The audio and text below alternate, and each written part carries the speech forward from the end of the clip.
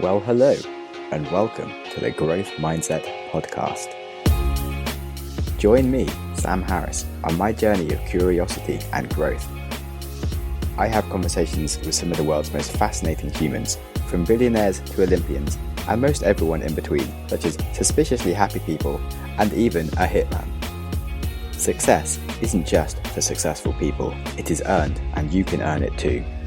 I find out how ordinary people become extraordinary to fuel your own growth mindset.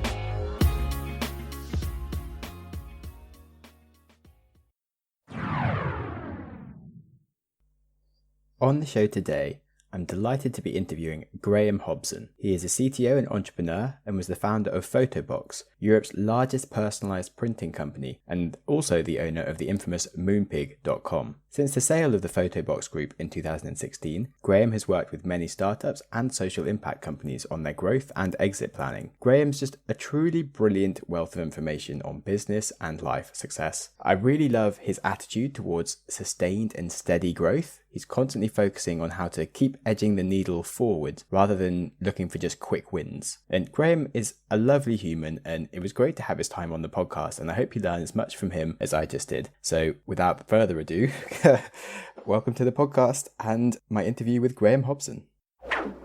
Well, thanks, Sam. I'm pleased to be here.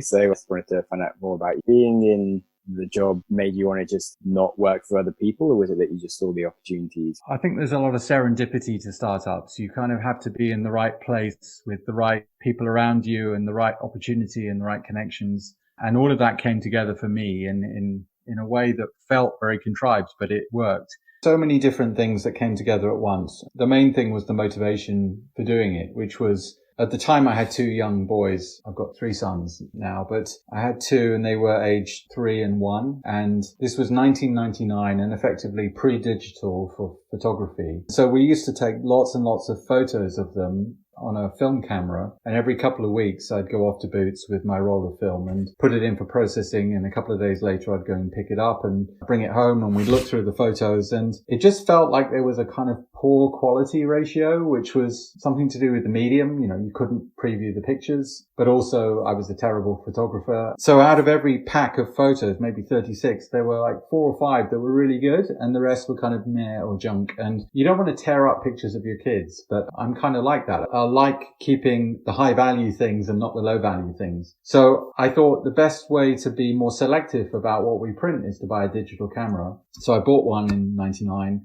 Started taking pictures, and they were really good pictures. But then I found there was no way to get print. Nothing online, nothing in the high street. In fact, the only option at the time was to use an inkjet printer at home, which was just so slow and painful. And every time you went to use it, the cartridges had dried up. So that wasn't an option. And I was thinking, this can't be that difficult, right? One of the machines to print photos is in the back of every chemist in the country. So these machines are very common. And effectively, what you need is a website and an order management system plugged into one of these machines. 3 components: web, order management, and printing machine. And I thought, I know how to build an order management system. I'm not too hot on websites, apart from kind of basic ones. So I thought it can't be that difficult, and I want to get a print service. So that was the motivation. The other kind of serendipity points were the team I needed to assemble were available. That convinced a friend of mine to join me as a co-founder, although it took some convincing, and I think he said no 3 times. I found a guy who was willing to be our CFO, who happened to be my wife's cousin's boyfriend,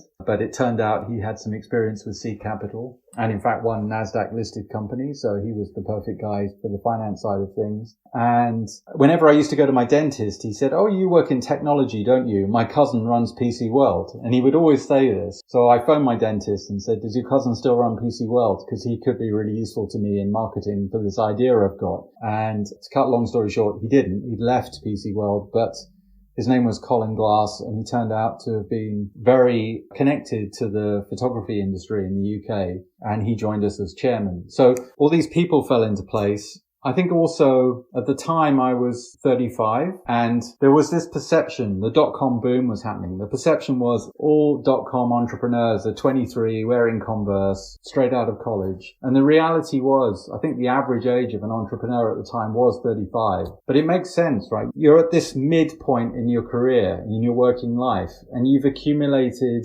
knowledge and confidence and contacts and probably a bit of restlessness of, is this really what I'm going to be doing for the rest of my working career? So it's a perfect jumping off point into something far more risky. So I was at that stage of thinking, I don't really want to work for an investment bank for the next 15 years, even though it would have been a kind of safe career choice to do that. So I think all those things came together. Yeah, that's interesting. So your friend who you offered a few times and turned you down, so he became the CEO. What was his skills and why did it take so long? I was CEO for the first 6 years, but he joined effectively as COO at the time. He was my manager at UBS in a technology team, and he went on to work for Merrill Lynch. And the point where I was leaving UBS, I called him up and he got me a job at Merrill's. So he'd always been a kind of corporate guy, senior technologist, and he was a good friend of mine. And I just thought, he has very complementary skills to me. He's very structured and organized and methodical and will worry about finances and contracts and suppliers and all the stuff that I wasn't very good at worrying about. I was kind of all over the place thinking, well, we need to build this tech and we need to have these partnerships and we need to have these cool features. So I was kind of focused around product, tech and biz dev. And I thought I'm really not good at all the other stuff. So I nagged Mark a few times and he said no. And again, I was lucky because he got fired. So he then said, okay, I'll come. To be fair, he was due to go out to be like head of tech in Hong Kong or something like that. And it's a very complicated thing for an investment bank to send somebody overseas to a new jurisdiction and move their family. And I think some glitch turned up in this and they just couldn't follow through and said, well, the job isn't there anymore for me. I'll come and join this startup thing, not really knowing what it was. That's really funny. Yeah, it took me quite a long time to convince my current co-founder to get on board. Do you think that if he hadn't come on board, you would have still got to where you were, but through different routes? I think I didn't have the confidence to go it alone. And I also found the whole startup thing completely overwhelming for several years. It was all consuming. And when I look back, I don't know how I got anything done. I think my wife said I was kind of largely missing for large parts of that. But I think because I was on the journey with somebody I trusted, that I was able to keep going back into work and following through. And there were many times when I thought it wasn't going to work out, and to have somebody that's in it with you makes a big difference. So if I didn't have a co-founder, I don't think it would have worked. Really nice to hear. It's a hard one. I've done a few things by myself and it's much harder to keep motivation going. But then sometimes when you're with co-founders, it can be annoying when you don't see eye to eye or you want to do things differently. Did you ever have issues together with like making decisions or feeling like the other person was pushing in the wrong direction? Not in a destructive way. Broadly, we were quite aligned on things, which actually is not always a good thing. When I look back, one of my biggest regrets in the first 6 years is that we went too slowly. And there were reasons for that. We had this kind of existential event within 6 months of starting, which was the NASDAQ market crashed and .com bubble burst, and suddenly B2C tech companies were just considered to be a waste of time, and we couldn't attract any new investment. And we had to go into this small business hibernation mode, and we went into this kind of cash preservation mode. And I think we were both very good at that, and we both had our heads down for a long time. But neither of us was risky enough to kind of pop up and say, right, that's enough of that. Let's go out and raise some money, or let's go much faster. We were both too conservative. In that way, the alignment was a bad thing, but often I would kind of come in and buzzing about all these things we could do, and Mark would look at me like I'm the stupidest person. But that was okay. That was healthy tension, and he needed to be the sensible one, and I needed to kind of take more product risks at times or biz dev risks. But overall, it worked really well because we were different enough to keep each other on our toes, but aligned enough to keep going in the right direction. Yeah. So what would you say were some of like the biggest failures that you had? There were plenty. But I think that event I talked about, which is within a couple of months of us starting, NASDAQ crashing, and the whole market turning against internet companies was a big problem for us because we'd always intended to raise more money about 6 months in. When you did a startup in year 2000, there was no AWS to host. So you had to like buy your own hardware and it was super expensive. We had to pay for everything. The print machine cost £140,000 and nobody would give us a bank loan or a credit agreement or a lease agreement. So we had to pay cash for that. So we burned through the $500,000 we'd raised pretty quickly. And then when we found that we couldn't raise money anymore, that was a really big issue. And I think that first big test of actually, do you want to continue or not? You know, the chances are this business is going to fail. That was a really big moment for us because I think we just decided we're not going to give up. We're going to keep battling through and just kind of take the rest of the day off, go and get some sleep, come back tomorrow and come up with a plan. And I think that approach to any big problem we faced over the years was the right one. Do you want to solve it or not? If you do, then just come in with, 5 ideas and figure out which one is the best one. And so that resilience and just ability to kind of keep problem solving and work through the issue was something that served me really well. And actually I've found that in some companies where I've been helping the entrepreneurs, that resilience hasn't existed. The first or the second big problem they face, they kind of panic and don't work through it, and then everything goes horribly wrong. I've been kind of disappointed in some cases that they didn't have an abundance of resilience, because I think that's probably one of the biggest skills you need as an entrepreneur. It's definitely something that I think I've learned from various traveling and things I think are completely wrong. You have no idea how it'll work out, but it does. And you start to get a bit more ability to just have faith in things. And there's a nice analogy of there's a man running away from a tiger and he gets to a cliff edge and he has to jump off it. Otherwise he's going to get eaten by the tiger. But as he's falling towards the rocks, he gets caught on a tree and he's stuck now halfway up down this cliff, and he's either going to fall to the rocks or go back up and get eten by the tiger. And so he calls out to God, help save me. And then he'd be just take a leap of faith. And he's like, is anyone else up there? And he's just searching for someone else to kind of help him. And he won't just take the leap of faith, basically. And it's you have to kind of trust in things, which is more about actually, you don't always know how things work out, but you kind of have to trust, which I heard yesterday and felt like I should say. Yeah, I think you've got to take your inspiration where you can, but there's always a way out. I was listening to a TED Talk recently where somebody was talking about mental health counseling, and they said one of the best techniques for counseling somebody who feels in despair, for example, is if you say to them, what are you going to do to solve this problem? Sometimes people are lost and they don't know how to solve the problem. But if you say to them, imagine the most caring and kind person in your life, and imagine that person's in the room with him, and you ask them what they think you should do to solve the problem, people often specify 1 or 2 possible solutions to their issue that they couldn't articulate themselves in their own voice. And so by changing your point of view, or taking yourself outside of yourself, it's often possible to see a solution. And I'm not saying that my issues have been anything like despair, but it's often been necessary to kind of look at it from a different angle and say, well, I have to do something, so what am I going to do? Yeah, that's really profound. I think often the answers are within us, but just sort of changing your mindset or the lens that you're viewing at it slightly. So it was after about 6 years that you then got to the point where you were taking on Moonpig and acquiring them? No, that was much later. So during these lean years of running a small business, even though that wasn't the plan, we survived, but it was slow growth. We weren't paying ourselves much. Mark and I had both given up these kind of lucrative banking careers, and it was kind of going on a bit long. And I got to the point where financially it wasn't really working anymore. I'd remortgaged my house. I'd sold my car. We weren't going on holidays. And one of my big things was I couldn't afford a decent coffee in the mornings when I got to work. To spend £2 on a coffee was just out of the question. And if I took my kids to the park at the weekends and they said, can we get hot chocolate or something? It was like, no, we can't do that.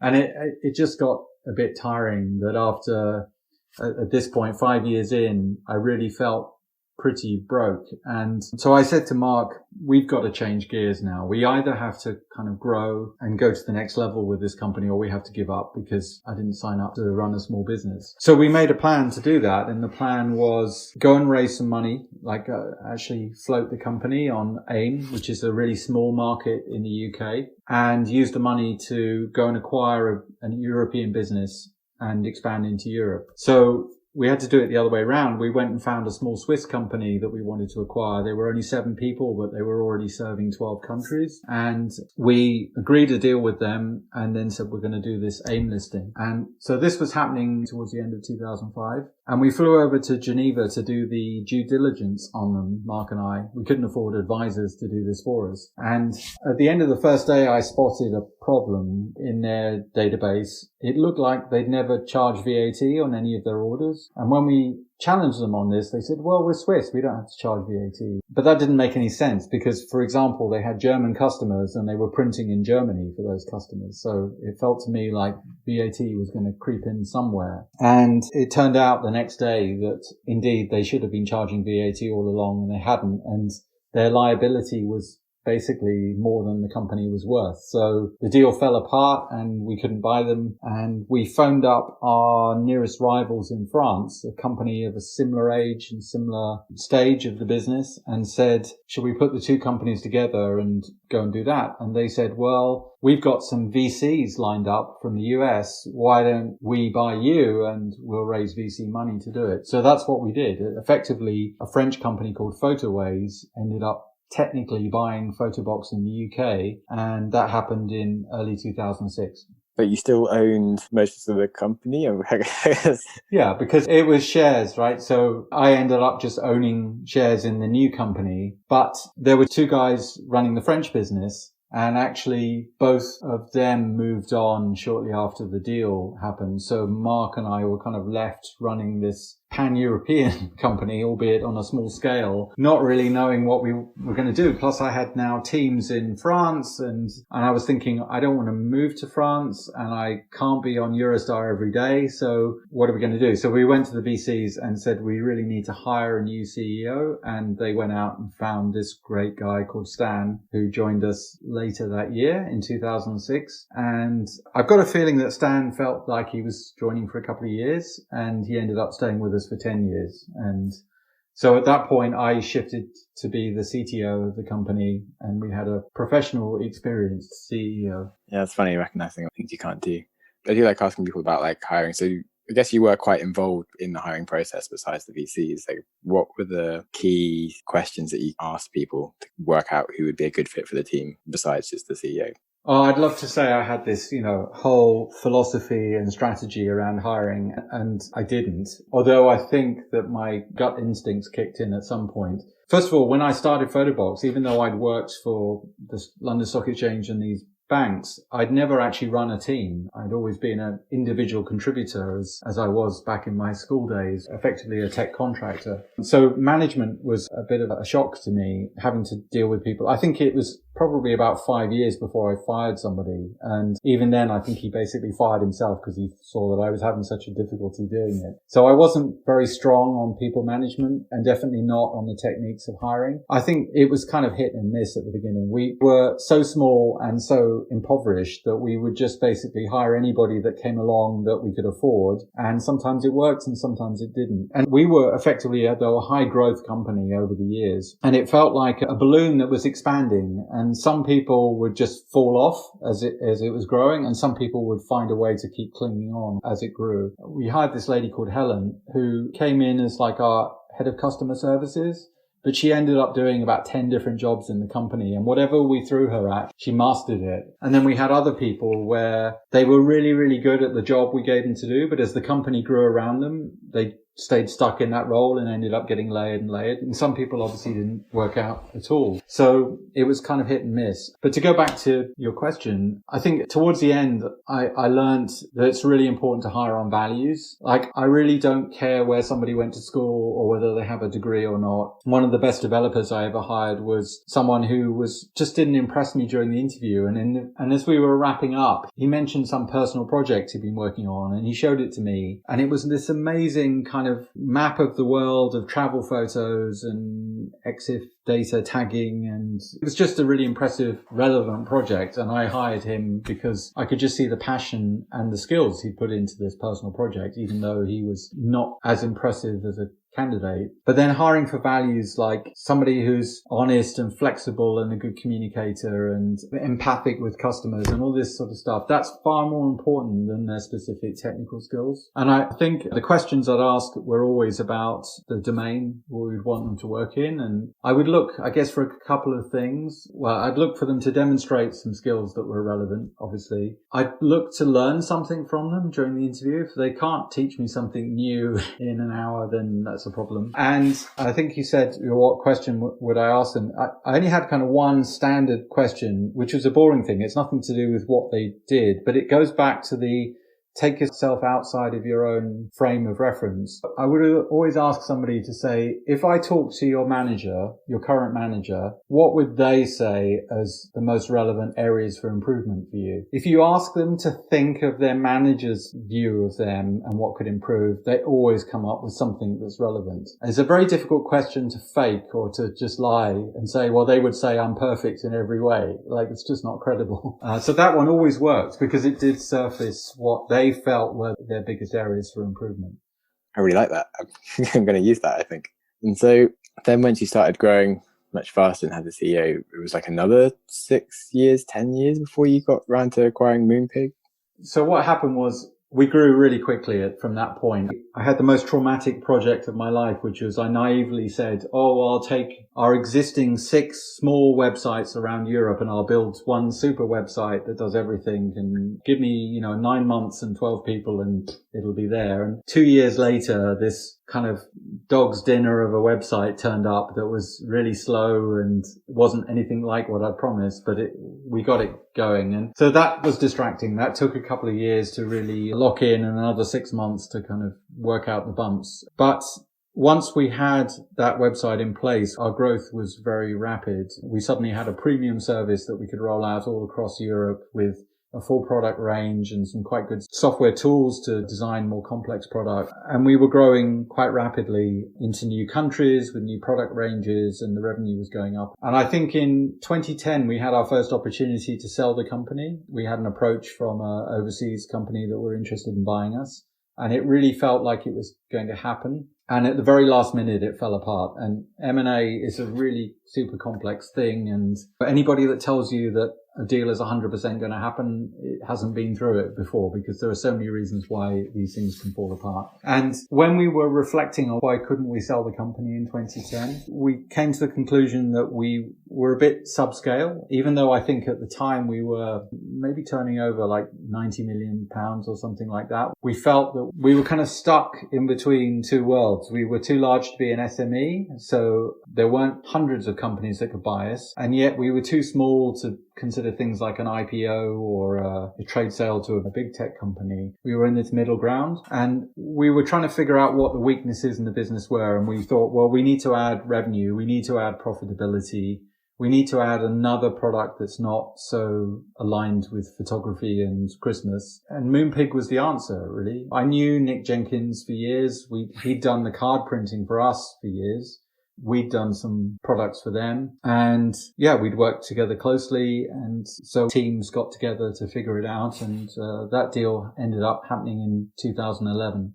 But yeah, so how do you go around buying a company for 120 million? And so did you get investors to sort of invest in you to invest in them? Or did you get a loan? Yes, we had to go out and raise more VC money. So we did an equity raise. But I also think there was a debt element to it as well. I think at that point we were large enough and cash generative enough where we could raise venture debt. So that's effectively you're adding on a loan to the business where you have to pay down the interest every month and you have to abide by certain rules to make sure you don't increase the risk profile. But the good thing is you don't have to give away equity, so it's not dilutive. And as long as your company is cash generative and profitable, the debt eventually goes away and you're left with the purchase you made. So it was funded through equity and debt. It's always a hard one to know what to do, isn't it? It took you guys 6 years to go back to kind of raising more money in the first place. In terms of how do you know how much to give away and things, especially for early entrepreneurs? You kind of feel like it's your baby and you don't want to give much of it away, but you get like so much more in terms of valuation if you do, but you don't know, like, should you just give away like 30%? I guess I was naive, but it kind of worked out. I gave away a huge chunk of equity to Mark. We started the company where I had slightly more than him, but effectively I gave him founder's equity. And it was great that it worked out between us and had a happy ending. But I did reflect at one point, oh my God, what happens if Mark leaves and just decides this isn't for him? What happens to the equity? And it wasn't options and it wasn't investing. So I think that was something I wouldn't do the next time. But like I said, it worked out well. And I think if you have a true co-founder who's bringing a huge amount to the table or contributing to the idea or whatever, then it's justified to split the pie at the beginning. It's difficult. I've seen some websites, kind of like the pizza equity calculator or something like that, where you key in the contribution that everybody's making to the startup and it calculates what is a fair split.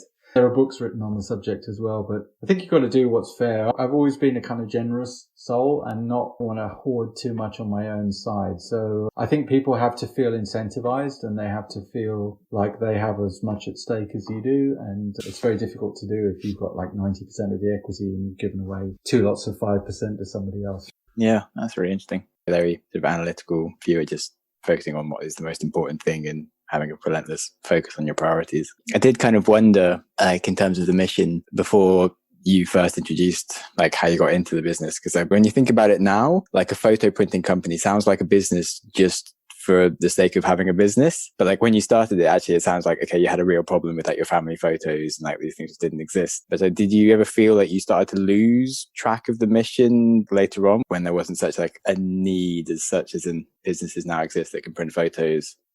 The mission is to be the best photo printing business kind of thing. At the beginning, I just wanted the service. And when I bought the digital camera and figured out there was no way to get prints, more out of something to do on the tube, every day going into work, I'd just write this business plan on my laptop of, hey, if I was going to build a print service, this is what it would look like. And this is how I'd build the tech and how I'd do the marketing and how I'd raise the money and how the investors would get a return. And I wrote this business plan and I kept expecting Fuji or Kodak or Agfa to launch a print service, right? These were the 3 biggest photo brands in the world. And I thought it's inevitable, right? Everybody's launching online businesses online every week. And if one of them had, I would have given up because I just wanted the print service. And when none of them did, I thought, well, I'm going to go ahead and launch this. So at the beginning, there was a real need. And I think to start with, we thought of it as a very technical thing. We were offering a print service. You know, we were printing photographic prints onto paper and shipping them in the post. And the customer was basically me. Like these were techie guys ordering online because that's the only people who were ordering online in year 2000. So the customer persona was somebody like me. And so I would write in my tone of voice the copy on the website and they would get it and they would buy. And then at some point, as the company matured, we realized that the product and the customer base were changing. It was becoming a very female focused product because typically at the time it was mums of kids that were kind of the memory keepers of the house. And we had to change our appeal and products to serve a more female audience at the time. And we also realized that whilst we were physically selling paper and card and ink, we were actually dealing in a very emotional business. And everybody would tell us, I ordered this photo book and I gave it to my grandfather and he cried when he got it and I cried. Or I had these pictures which I sent to my friend and it was very emotional for us.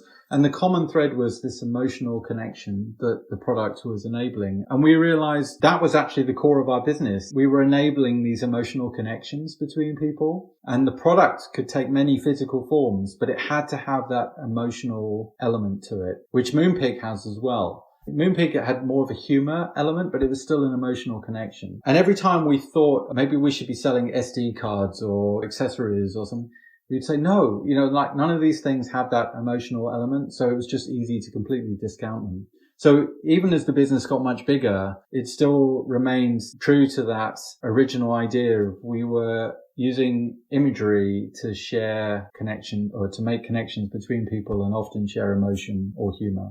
Thanks. Glad I asked. That's very interesting. It certainly kind of relates a lot to my own personal issues with my current business kind of thing of trying to create emotional connections between people. I heard a lady talk in January this year at a conference when we were still allowed to go to conferences. April Dunford is her name, and she has this book called Obviously Awesome, and it's all about positioning of your business. Not even what market do you operate in, but what kind of niche within the market. And one of the lessons I learned from her is always ask your customers what they value most about your product. And often it's not something what you expected to hear. You might think you've got this great feature, or, this thing is great because of this plugin or whatever. And they said, none of that stuff's important. I love this product because it does this for me that nothing else does. Thinking back, that was one of those moments where we thought we were selling, paper and card and a very kind of pragmatic, fast, efficient service. And what people told us was we just made them happy or cry or, feel connected to their loved ones. And that was something that certainly I never designed into the product. Yeah, it's a really good piece of advice. It's something I try and do as well. Cool. So one question I really enjoy asking people is what's one of your earliest memories? I was an only child. Now that I see my own 3 sons and how they interact with each other, I think if you don't have siblings, you kind of lose the ability to reinforce some of your memories. I remember that objectively I had a kind of stable, happy childhood, but I also remember, like I said, not fitting in for quite long periods of time and feeling a bit awkward and out of place. So it's a mixture. And I didn't like school because it's this group environment. I can remember lots of things like holidays and interactions with my parents and going into my dad's office. But I think the fun started for me when I was around 14 and I discovered computers and I learned I could code and I started selling software commercially when I was 15 years old. So that's kind of my fun memories. I'm sure if you prompt me with some particular theme, I could come up with a memory on it, but no one standout memory. Yeah. Well, I mean, it was a really interesting answer. I hadn't thought about the only child thing, but certainly is in a lot of things I remember, probably because I've had conversations with my sister about stuff and it was sort of in my memory, but completely forgotten. And yeah, it's interesting. Okay. What's one of the kindest things someone has done for you?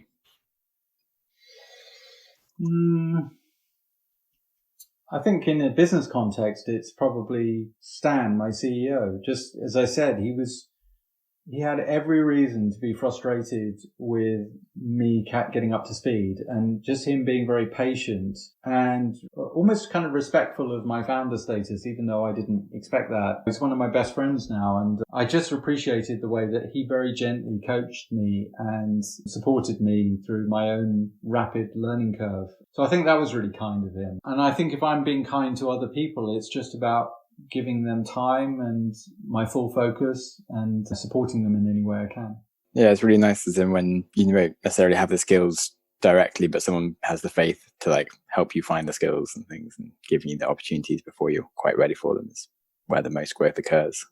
So yeah, 100% down with that as an answer. Okay, thanks so much for all the time and being a super useful human and all this advice. No problem, my pleasure.